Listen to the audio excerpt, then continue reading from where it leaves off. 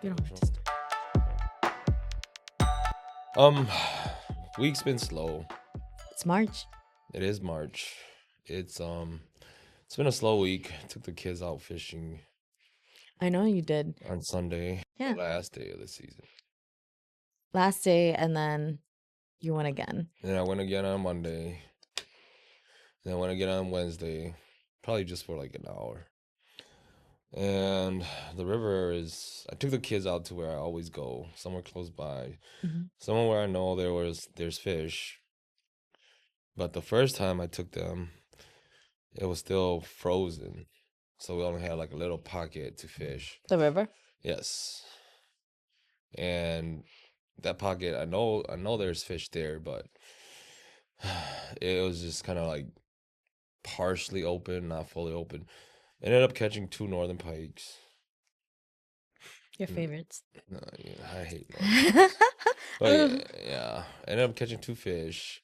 Kids were fishing at first, and then they all started like sliding on the ice. Just that was on Sunday, the 28th, the last day of the fishing license. And then they were just sliding on the ice. They didn't want to come home yet. But it was just, it got boring, and I didn't want to see them fall in the river. Like have the ice break and them fall in the river. Because where they were playing were actually in the river, because the river was frozen, but probably the ice wasn't so thick. So they were just like they called it a slip and slide. So they were just running and sliding, on their belly, on their knees. Oh gosh. They were having fun, but they kept getting like closer to like the middle of the river where they might fall in. And I didn't want them to fall in, so.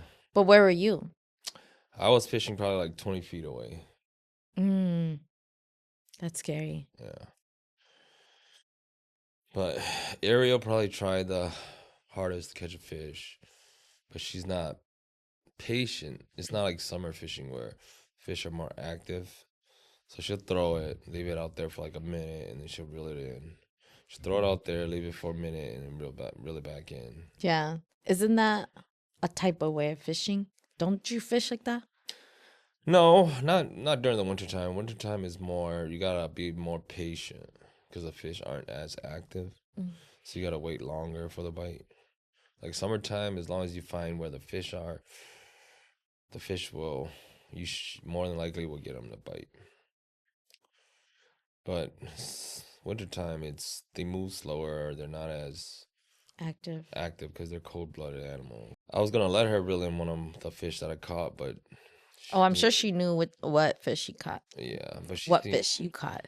She seemed determined to catch fish on her own. So yeah, maybe this summer and go out more. So then we fished for like 20 minutes.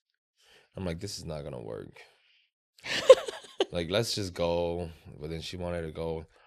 She wanted to go back to the place where we went the other day, by our house. I said no, because by the time we get there, we're probably gonna have like 10 minutes to fish, and then we gotta go pick up Jada. So I was like, let's just go home. We'll go get some food to eat, and then we'll go pick up Jada. And then on Wednesday, Aaliyah didn't go to school.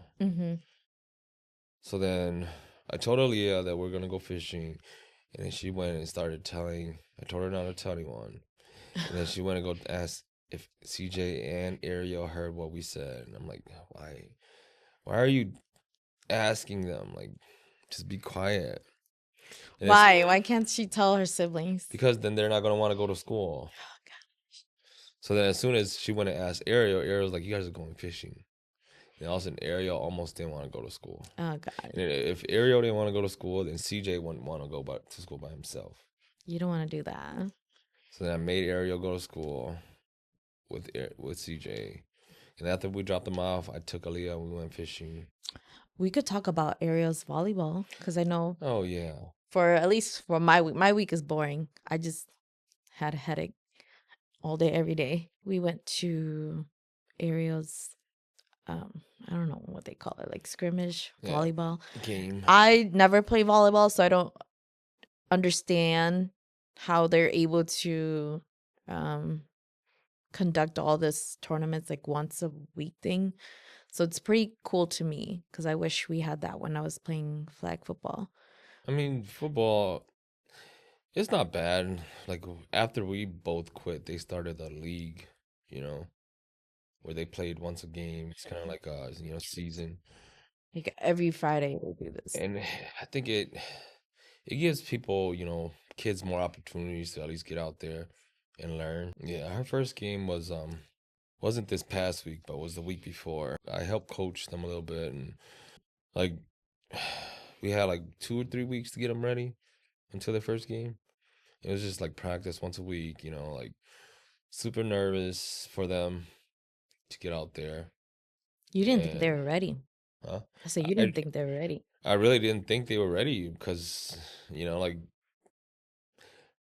you don't have any you can't compare them to any other team because you don't know how the other teams are yet. Yeah. But you just wanted them to get, you know, to have enough skill to where they're out there and they're just not getting killed, Mm-hmm. to where they're just not standing out there and not, getting the ball or not being able to even bump or like, do anything, serve either. So like, yeah, the first game for them, I was kind of nervous because taking a all Hmong, team to go play like a all Mika, all Kiru team, Mm-hmm.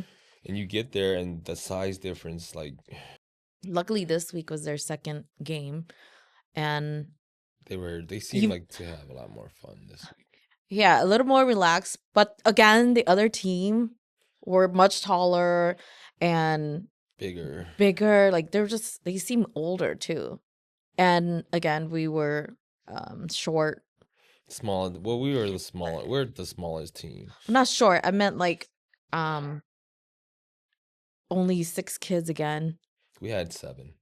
and then the seventh one Yeah, showed up. 7 showed up. Okay, do you want to go into our topic now? Yeah, we can go on our topic. What is something you learned in your marriage that you will pass on to your kids? And if you guys have anything, please comment. Mm-hmm. Let us know. Just follow your heart, and you don't have to do everything what people are saying for you to do. Does that make sense? No. Or like make your own decisions. You're saying? Yeah, make your own decision. Make sure that you are doing it for yourself. You know, that you're happy with your decision. Make sure that it's for you yourself. Well, you want to be able to make your own decisions. So at the end of the day, even if you make the wrong decisions, It's still you can't be upset at anybody but yourself, right? as in like for Ariel, let's say she's not really happy being a setter. She needs to speak up about it and say that like I don't want to play setter. I prefer to be, you know, A hitter. uh, in the back or whatever because I'm a better bumper defense. Mm-hmm. Do you know what I mean? Like do whatever that makes you happy. You don't always feel that pressure to um do something that you don't want to do if it's not going to make you happy. Being pressured to buying a home. I don't want to feel pressure. I'd rather do authentically in my time and my pace just because all of my friends or cousins are buying a home. Mm-hmm. I don't want to, rush into that. Not be happy about it at the end of the day. Or just kind of regret your decisions. Mm-hmm. They should do whatever makes them happy. I think something I've learned is that I will pass down to my kids is even if you're upset at your significant other, just understand you still love them. So don't do anything that will hurt them, even though you guys are upset at each other. Mm-hmm. Well, don't do anything to hurt each other. Yes. So yourself included. Mm-hmm.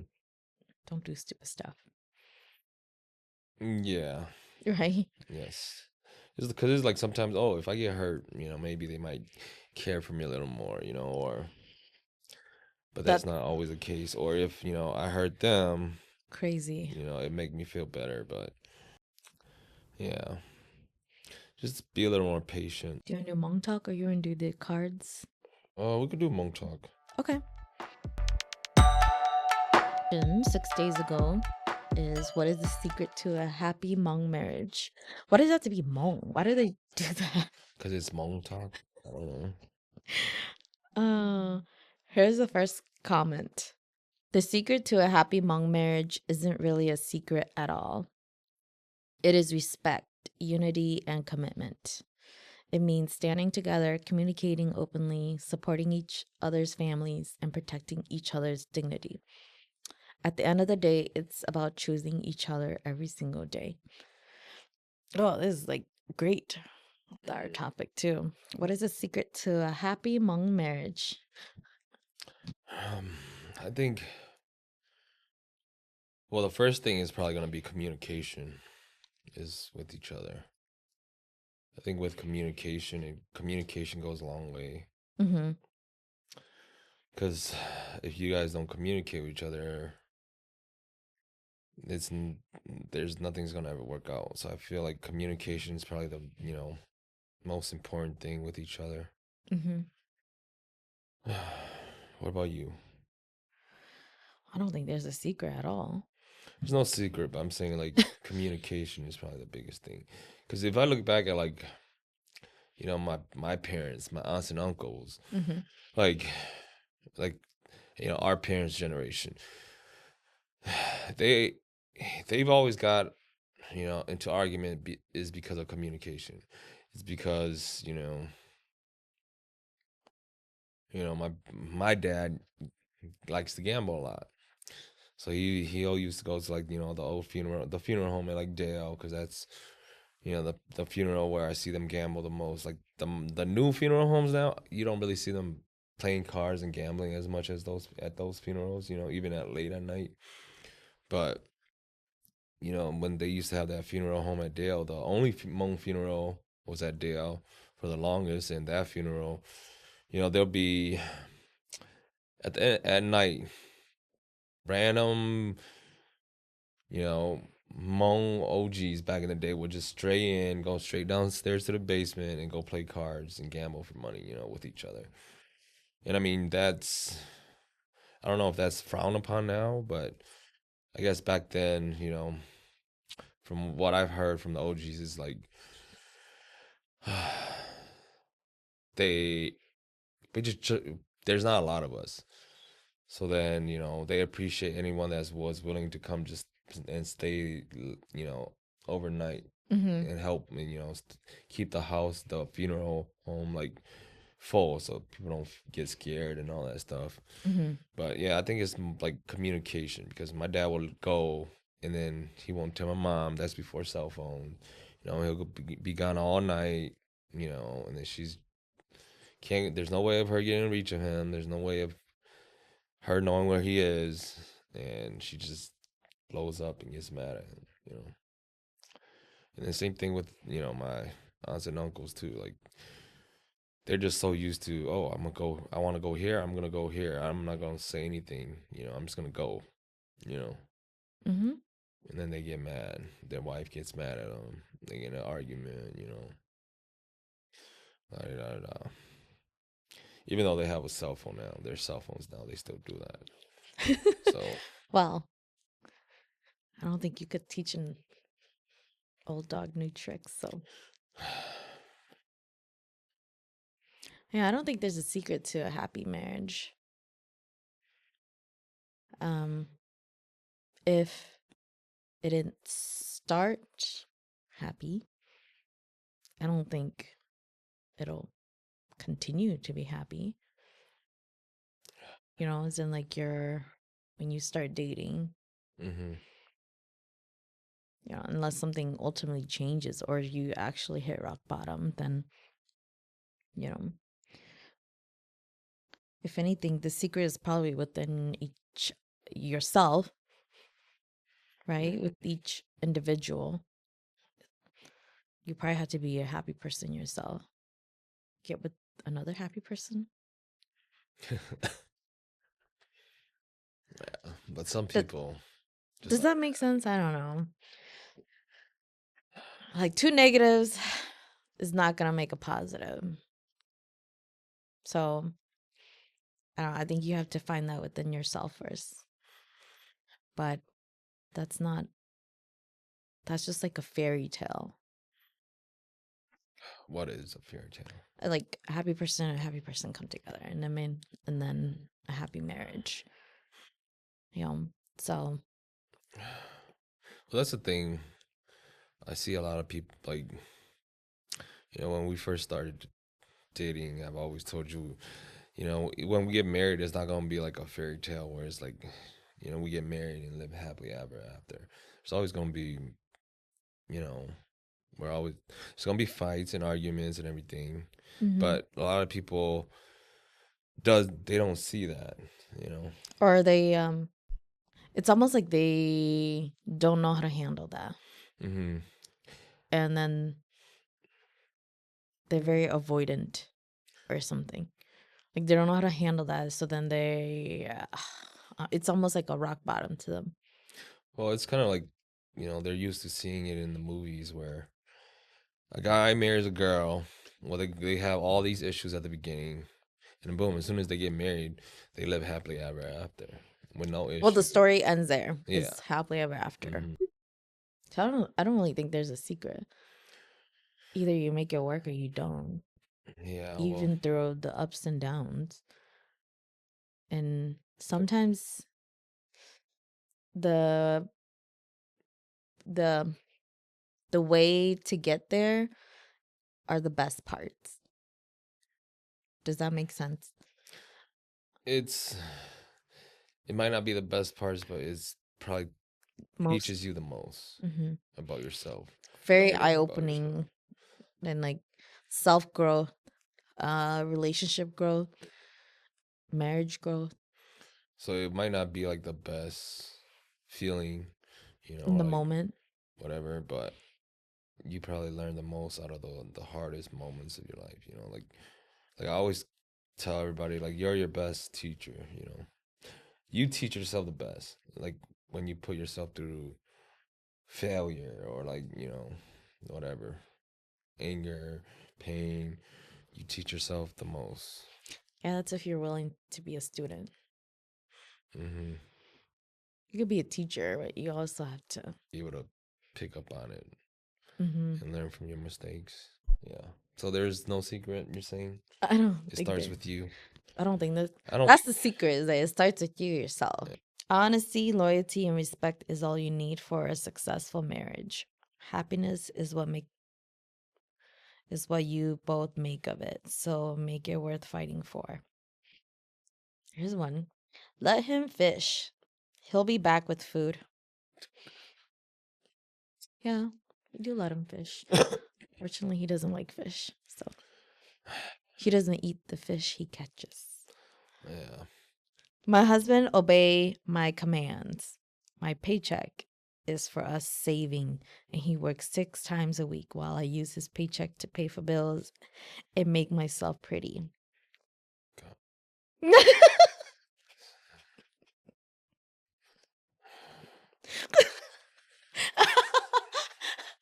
Did you like that? That was just a comment after. Hopefully that was just a joking comment. Act broke and watch her real side come out. Then find someone truly cares for you, or spend it up with her. Act broke. Can't do that in a marriage. Thanks for joining us on this episode of We Tape. I'm Charles. I'm Holly. Until the next one.